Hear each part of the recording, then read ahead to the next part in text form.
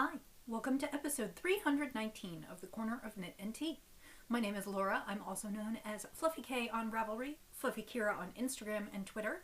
I sell all my handspun yarns and patterns over in my Etsy shop, which is called the Corner of Knit and Tea. And you can find this episode and every episode show notes on my blog, which is also called the Corner of Knit and Tea. Hi, how are you? It is Monday, March 8th, and it has been a lovely past week. The weather has been absolutely gorgeous. We got up to 70 on quite a few days, which is terribly unseasonal, but I will totally take it. I went outside for my walks, which was nice because normally I get on the treadmill in the basement or the stationary bike in the basement and during the winter, and so it was absolutely lovely to be outside. And we're not quite at spring. I don't think, well, I guess I do think that we'll still have a little bit more in terms of cold snaps, but the birds are out and I can already hear the frogs, and of course everything is poking through because we have had over a week of unseasonably nice temperatures. So of course if it drops again, it's going to be quite the disappointment. But it is amazing how much a little spring can perk up your mood. So this week has been really nice. I got a few big tasks out of the way at work, which has been nice. I've been working on writing a paper, and that is mostly written, so I'm excited to have that done. Some new samples are coming in, some new spring patterns are coming out, and I'm just kind of feeling the siren call of new projects and new things. So this episode will probably be a little short because, to be honest, even though I'm inspired, I'm still only working on one or two projects at a time, so I don't have a lot to show you, or a lot to show you about what's coming up because I showed you last week, but let's do it. So today I am actually drinking some mint tea. This is called Refreshing After Dinner Mint Tea. It was a sample from Plum Deluxe in an order. It is honeybush tea, peppermint, spearmint, ginger root, marshmallow root, clove, and vanilla essence. It's in one of their little sample bags, so it doesn't even have their logo, but that's the after dinner mint tea. And even though it's not after dinner, I picked this today because I had some fresh mint left over from a dinner that I prepared this past week, and so I wanted to put a few of the mint leaves in the tea, which I have done along with the mint tea. So I am drinking it in my roastery enamel mug, and even though we are getting to the point where it's warm enough I don't necessarily need a hot drink, it is lovely. So that's good. Hopefully that will give me a push I need to get through the afternoon. It is herbal, but mint is just so refreshing that I'm hoping it's gonna... I have a few more things to finish up this afternoon. It is about 2:30 my time here in the Midwest United States, and so I thought I would podcast while the light is good, and then I can finish up some of my other things. So let's talk about what I'm working on. I actually have a finish this week. I was not expecting it, but we went out a couple times for a drive in the car because it has been so nice. And so I finished my shorty socks. These are shorty socks. The pattern is mostly my own. It's sort of a takeoff on Roll City Rollers, but I don't like the rolling top, so I actually put in 2x2 ribbing for about 10 rows. I knit a few rows, and then I go straight into a slip stitch heel flap and gusset, and then down to a rounded toe. These are Knit Picks Felici, which is Knit Picks self-striping yarn in a fingering weight. Each skein is about 220 yards, and I actually managed to get my shorties out of one skein with just about this much left. So I did pretty well. Not too close on Yarn Chicken, but so I had talked to you last week about whether I was going to see if I could make them match, and I did not in fact make them match. I made them fraternal, and that was good because to be honest, I didn't have 3 pink stripes in here, so I would have run out had I tried to do it, and would have had to fudge the ending. So instead my socks are a little fraternal, but I am really pleased that they're done. I think they'll be great in the spring because shorties are just perfect for when the weather is getting warmer. And actually, to be honest, I might wear them through the summer because because it gets so hot and humid here, we usually keep the air conditioning going even at a low level throughout the summer. just because it keeps everything from not being quite so sticky. But so my feet do get cold over the summer, so I will probably use these. And I really love shorties, and it's super fun that I can get shorties for myself out of one ball of Nick Picks Felici. I will have to remember that in the future. Out of this set, I got one pair for Roxy out of one ball and one pair for me out of one ball. So I was pretty excited about that, and I can't wait to wear them. So that is my unexpected finished object for the week. So the second project that I am working on is a sample for Zen Yarn Garden. I am knitting the V-back tee, which is a pattern by Jamie Hoffman, who is Knitosophy she's Knitosophy on Ravelry as well as on her social media. And I have been working on this tee for a little over a week now, and I made the progress that I wanted to this week, which was namely I separated for the sleeves. I am almost at the end of the first gradient. So here is what I have so far. So this is a tee that has a crew neck front, like just kind of a scoop neck front, and then a deeper V in the back. And so the pattern is knit kind of on it's kind of a bias triangular shape on the back, and then it's just straight on the front, and then through the magic of some short rows, you straighten it out. So I am almost all the way through the gradient. As you can see, I'm back into the purple. So I have the purple, and then I have the green. And then I will be done with this gradient, and I actually am working in a second gradient, which is the raspberry gradient. This is the one I used on my last project, and so it is pink and purple, or purple and pink and purple, and that is what I will be working into for the bottom of the sweater. Let me see if I can hold this in a way that will. So that is what's going to come next. See if I can kind of get this in a fashion. There we go. And I think it's going to be interesting. It's certainly not a huge, definite match, but I think it will be fine. And one of the things that I noticed is in the bottom of the sweater, there is some short row shaping to account for the fact that your back is much lower than your front, and you have these triangles at the sides that need to be filled in. And so I found that I like the... it is written to be a fade, and so we're not literally doing the fade through colors. It's written, it can be a 3, 4, or 5 color fade. We are not doing the fading in a sense because we're using gradient yarns. So I will do some kind of a fade between the first ball and the second ball, which is some overlap of rows.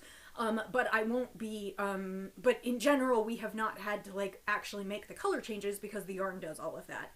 And I have noticed in several of the knit samples that the ones that I like best have a more solid colored bottom, because I think the ones that are stripier in the short row section at the bottom are a little bit, I don't know how to explain it. They look a little odder because you can see where the short rows are because it's all in different short row stripes.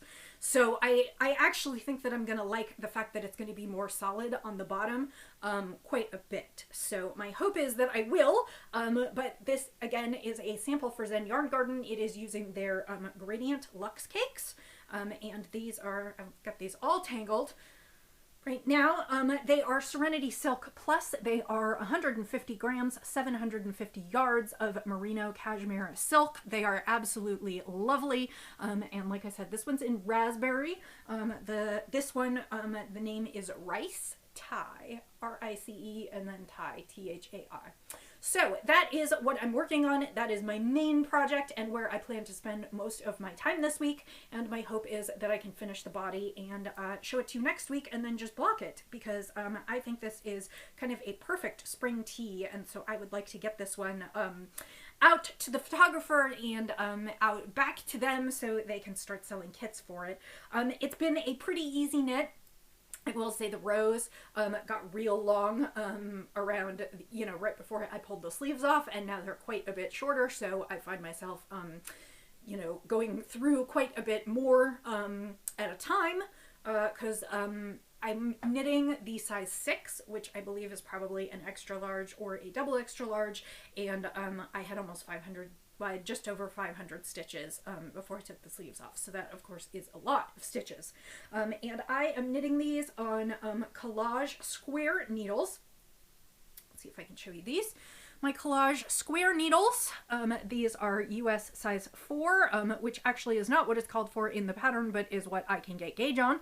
And I'm really enjoying those. The joins are, it's interesting. The joins are pretty smooth, but you can also see that there is a graduated area between the cord and then kind of the swivel connector and then the square needle. So I do have a little bit of an issue kind of pushing stitches up over that. They don't get stuck. There's nowhere for them to like catch or snag. Just sometimes I have to push a little more forcefully to get them kind of up over that graduated join. But the swivel join is kind of nice because it means that the needles spin around, so the cords don't get tangled quite as much. So that is what I'm mostly working on, and like I said, hopefully next week I will have most of it completed and can show you. So that brings me back to other things that I have in progress, and I thought I would just show you this real quick. A few weeks ago I started a hat. I said I was starting it for bedtime. It is the Out of Darkness hat by Willy Wonka, and I have done nothing else with it since then. I just have the folded brim, and actually I'm potentially going to go back and redo that. I haven't decided yet, but my plan is to put this on a better needle this week and work on this one and maybe finish this as my second project for the week. I'm still trying not to have too many projects going at once because my motivation is not there yet, and also I really would like to finish this top this week, and if I add too much more in, I won't finish it. So my goal is to kind of finish that sample this week and then reassess and figure out what things I want to cast on going forward. So that is kind of all knitting content. I told you there wouldn't be a lot, but I did a lot of knitting on one project. So there's that. Let me take a sip of tea and then I will show you some spins and then we'll be done for today. So last week I told you a story about a braid that was dyed after a photo that I had taken, and I finished spinning that up, and it was bright. It is yellow and red and blue, and this is what I have. As you can see, I have lots of sections where the colors intermixed, and then I have some sections where you can see it's red against red or yellow against yellow, and then you can see ever so often the little pops of blue in there as they come out. So this is kind of a bright, fun skein. My guess is it's going to be about 300 yards of a maybe sport to DK weight. I have to wash this and let it fluff up a little bit and see what it does. It is BFL, so actually it probably won't fluff up that much. But I tend to get shorter spins on BFL. So that is what's going on with that one. And that one is just so bright. It reminds me kind of fire engines and Chinese New Year, really, like dragons. And so it's very appropriate to the lanterns and to the photo that I showed. So I'm super excited to have that spin done. And this week I am spinning some fiber that's new to me. And I actually already taped the card into my book, so I can't show it to you. I found a new dyer on Instagram. I just followed them a while ago.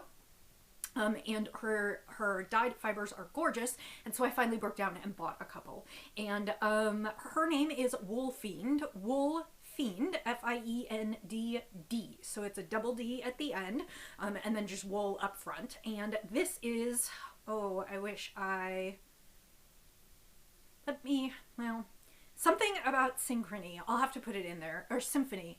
I think it's a bittersweet symphony. It might be, but I'm not sure it's bittersweet. I think it's something else.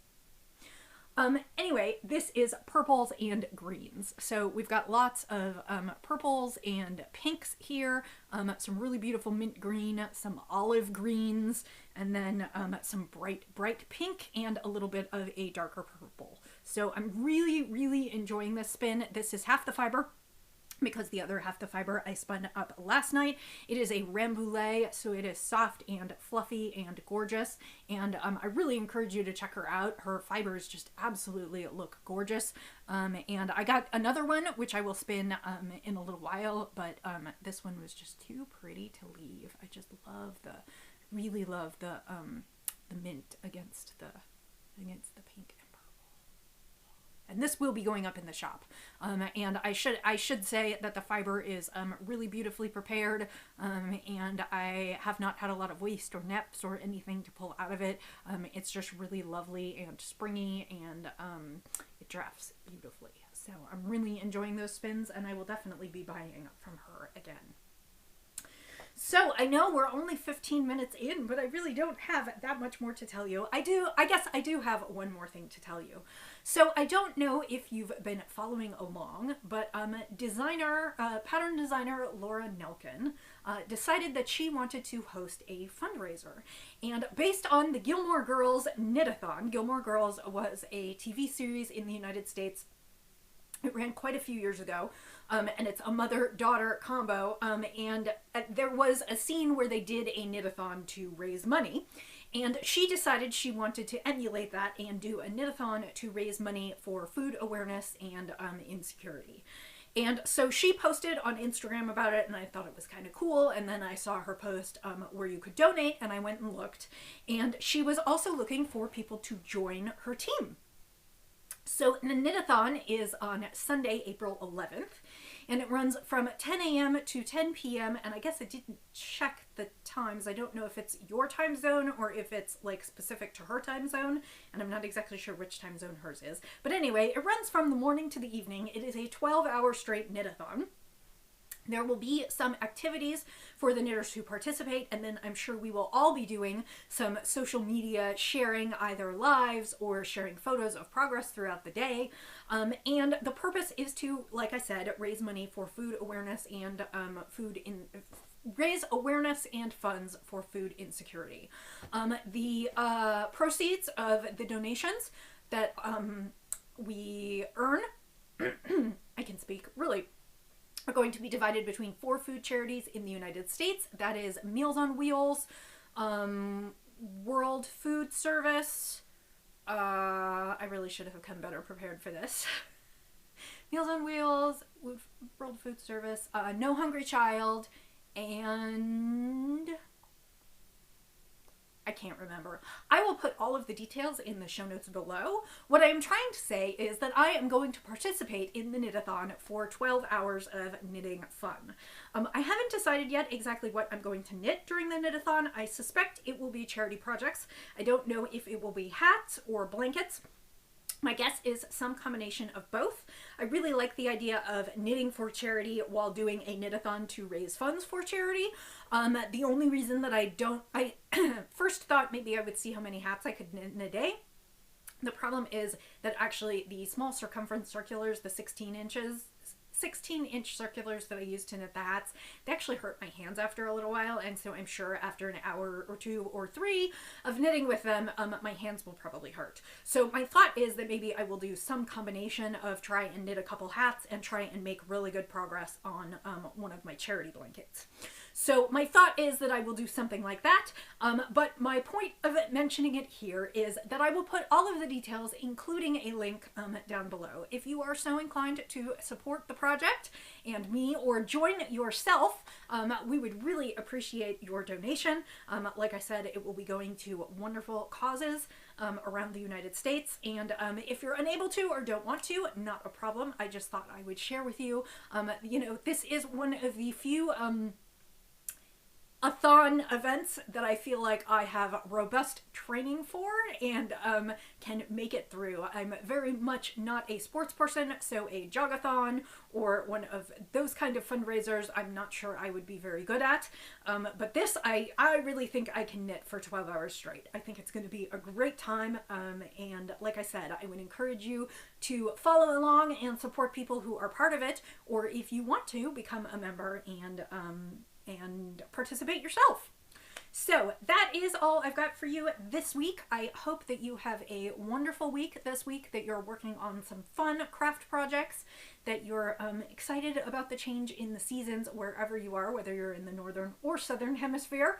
And I will say until I see you next week, as I always say, happy knitting, happy spinning, happy sipping, and I'll see you next time. Bye!